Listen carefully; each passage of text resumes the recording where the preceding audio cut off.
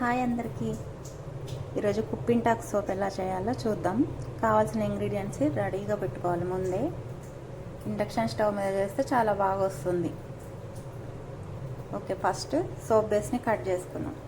నేను తీసుకుంది shea butter 200 grams soap base cut చేసి పెట్టుకుందాం చిన్న చిన్న పీసెస్. కరెక్ట్గా 200 గ్రామ్స్ అయింది సోప్ బేస్. దీన్ని చిన్న చిన్న పీసెస్గా కట్ చేసుకుందాం. ఇప్పుడు డబుల్ బాయిలింగ్లో సోప్ మెల్ట్ చేసుకోవాలి. హ్యాండ్స్ డ్రైగా ఉండేటట్టు చూసుకోండి. అలాగే ఎక్కడ తడి తగలకుండా చేస్తే మనకు ఎక్కువ రోజులు షెల్ఫ్ లైఫ్ ఉంటుంది సబ్బులకి.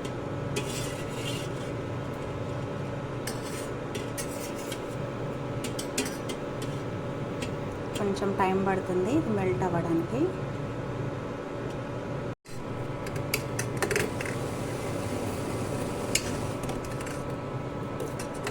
స్లో ఫ్లేమ్లో చేయండి, కొంచెం ఓపిక్గా.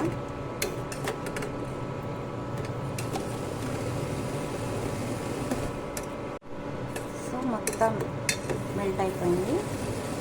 ఓకేనా, ఇప్పుడు మనం అన్నీ యాడ్ చేసుకున్నాం. పౌడర్స్, ఎసెన్షియల్ ఆయిల్స్ అన్నీ యాడ్ చేసుకొని సోప్ మౌల్డ్లో పోయడమే. ఓకేనా, స్టవ్ ఆఫ్ చేసుకోండి. కింద వాటర్ వేడిగానే ఉంటాయి కాబట్టి పర్లేదు.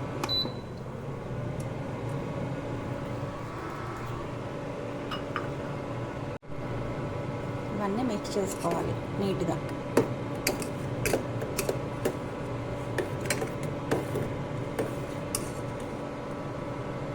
ఓకే, మొత్తం కలిపేసాం. ఇప్పుడు ఈ సోప్ మౌల్డ్లోకి పోసేసుకుందాం స్లోగా. ఓకేనా, నేను పోసి చూపిస్తాను.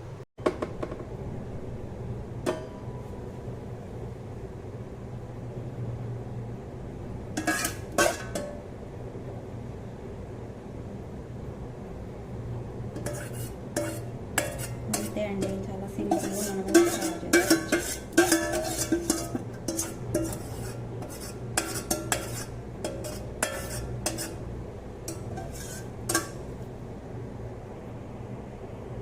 ఇది 2-3 అవర్స్ ఉంచాక డీమోల్డ్ చేసుకుంటే అయిపోతుంది. దాంట్లోంచి తీసేసి మనం యూజ్ చేసుకోవచ్చు. ఓకేనా, బాయ్, థ్యాంక్ యూ. హాయ్ అందరికీ. ఈరోజు కుప్పింటాక్ సోప్ ఎలా చేయాలో చూద్దాం. కావాల్సిన ఇంగ్రీడియంట్స్ రెడీగా పెట్టుకోవాలి ముందే. ఇండక్షన్ స్టవ్ మీద చేస్తే చాలా బాగా వస్తుంది. ఓకే, ఫస్ట్ సోప్ బేస్ని కట్ చేసుకుందాం.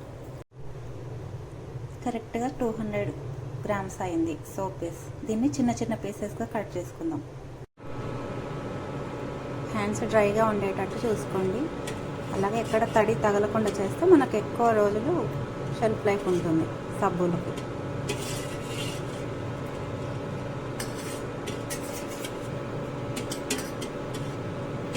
కొంచెం టైం పడుతుంది ఇది మెల్ట్ అవ్వడానికి. ఇవన్నీ మిక్స్ చేసుకోవాలి నీట్గా.